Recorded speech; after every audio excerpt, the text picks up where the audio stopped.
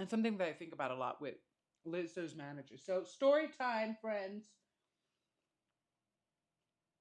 Lizzo's management was accused of basically being abusive and fat shaming and mean. And there was one detail of the abuse that did make me believe them. So I went to Radio City Music Hall to interview and photograph Sophia Eris.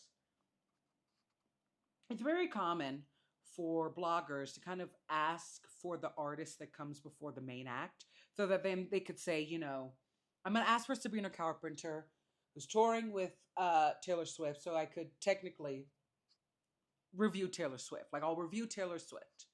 I could say 2 for 1. I'll take pictures, like kind of a sneakiness. But I always like beginning acts.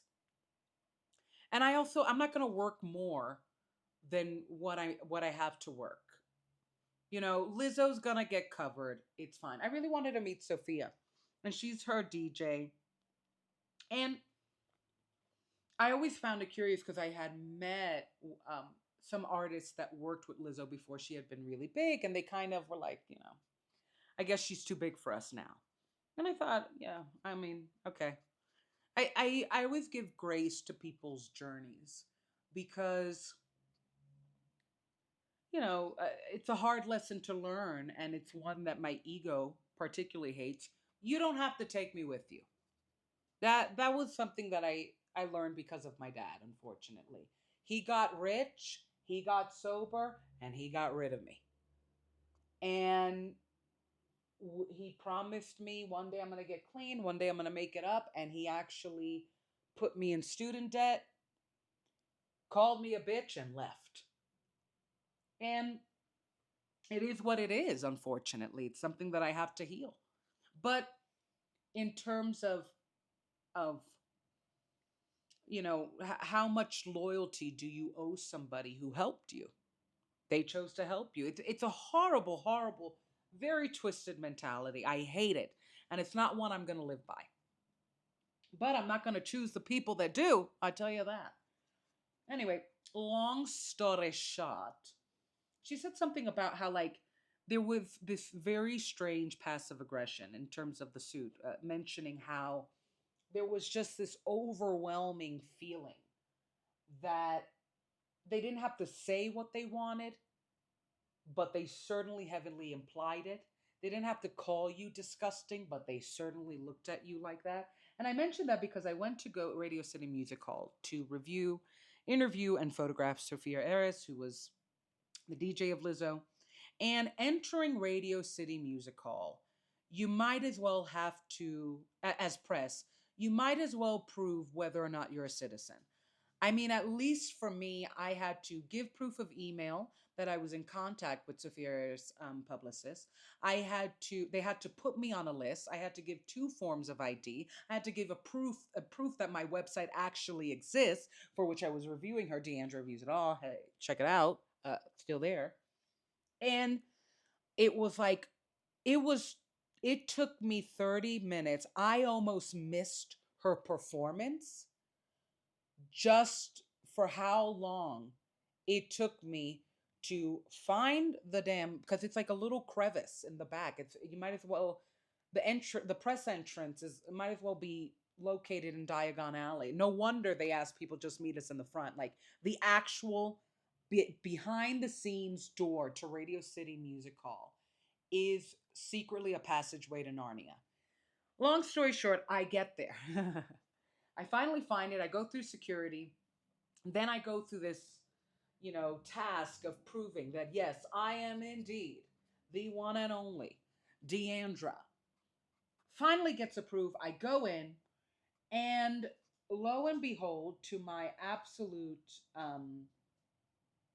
devastation, I take the pictures, I do the interview, and Lizzo's management asked security to grab me. They yank my fucking camera from my neck, absolutely snatch me up, and take me. They were upstairs, and they took me back downstairs to to the main office, which is he didn't even show up yet. It was he had seen me. I remember him because at the time, the guy who claimed he was Lizzo's manager looked like Mr. Clean. I don't know if it's true or if he was just pretending to be, because that's the thing too. Everybody says they know somebody. I'm the publicist of Rosalia. Okay, no, probably not. Met that guy, not you.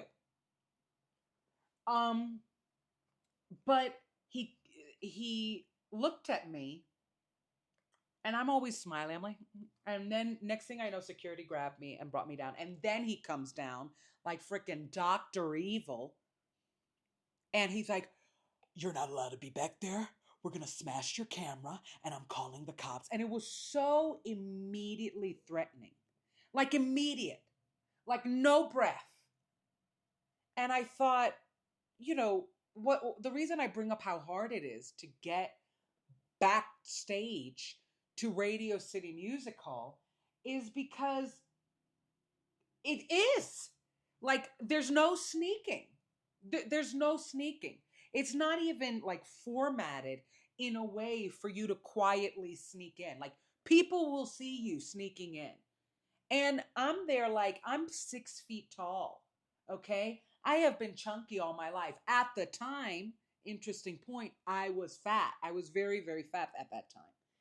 And this is where the case comes in. He looked at me so disgusted, like I was the ugliest person. And the problem with the case is sometimes it's just intuition. Like he didn't call me ugly, but there were other people roaming. I think the next day Macaulay Culkin was dancing with Lizzo. And I'm like, okay, I wasn't in Home Alone, but give me a break. I just wasn't alive at the time. Okay? My point is it's not easy to get there. It's not easy to sneak in. And he immediately accused me of like breaking and entering. Wanted to take my camera and smash it. They yoinked it from me. And he was like, "I'm gonna smash it." And then he said, or you delete it. And I'm calling the cops. And I'm like, I have proof. And I showed him all the emails. We went up to the girl who approved my pregnancy. She was like, yeah, she's on the list. Even Sophia Aris, I'll never forget. She walked past me and looked at me like, damn, and kept going. Of course, one could say she could have stopped and said, hey, I know that girl. She was approved. But it also might have been because it was common that he did that. Now, of course, we could ask ourselves, did Lizzo know? Did Lizzo know? I don't know. Because I've had problems with, like, in terms of mean people in management teams. One of Conan Gray's people was, like, really, really mean to me. He's a total sweetheart, by the way. But I was like, damn, like, ooh. And then they go off and they smile in front of the artist. So I do want to give some grace. But it was true what they said, at least in the sense of he looked at me so disgusting and he was smiling as he was threatening me. And the way it went from 0 to 888 in a matter of seconds shocked me, because that's my thing about fighting. I'm a warrior, but like give me a second. Like I am delayed. Like I don't always pick up I'm in the fight. I don't know why I do that. I know, like I'll be like, did she just shade me? I think she just shaded me. Like I'll have a whole internal dialogue before I send you, your mama, and your grandmother to hell. And it was so, and we're gonna call the cops. Let's call the cops. And he looked at me, and I knew it was because I was fat. And it wasn't until the case came out that I was like, I was right, because it was purely intuition. It's kind of, I could only describe it, and I think every woman has been in this experience when we're walking home at night alone, and suddenly we like make a turn on the street, and that street has like the heaviest energy, and we're like, oh no, like it was all good. Street lights were lit until we hit that street. It was that. It was this feeling like everything was going great, and then the street light shut down, and I was in a bad street. And the way he just wanted to punish me, It was insane. Like, wanted to humiliate me.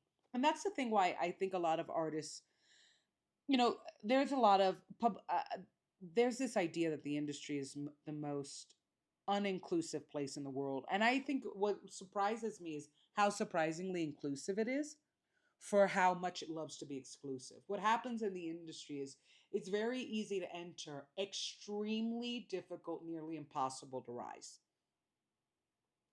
It is way more diverse than what people think. And the irony is that for all that, I've never met an industry more homophobic for being so gay. It shocks me. And and racist for like having a bunch of Latinos and Asians and black people in it. Like it just mind boggles me. And I think it's because what people forget about the entertainment industry is that it is people that want to be influencers. They want to define the culture. They want to define the future of culture. There has to be a level of arrogance to that. There has to be a level of me. It's all about me.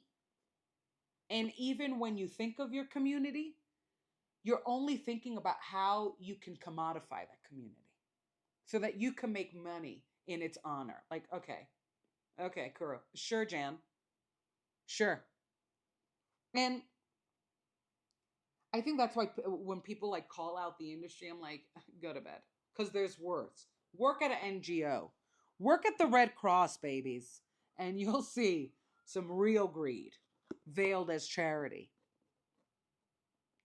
But a lot of these people that fill the industry, which is why I tell artists, you're not, you're very lucky if you get a team that backs you and that supports you, particularly because nearly every person in this industry, in the entertainment industry, wanted to be an entertainer in some way. The casting director that thought if they got, if they casted people, maybe one day they could just sneak themselves into a Game of Thrones spinoff, right? Like we all have that idea if I put myself next to what I want will put me in it. In its, like it's that real concept. It's that artist's way. And I think that's what makes it so difficult to rise in the industry and actually get a good team. You are surrounded by people that share your dream, that want to be you. How can they be with you? How far can they really go being with you? You know what I mean? So that's my story on Lizona. Enjoy.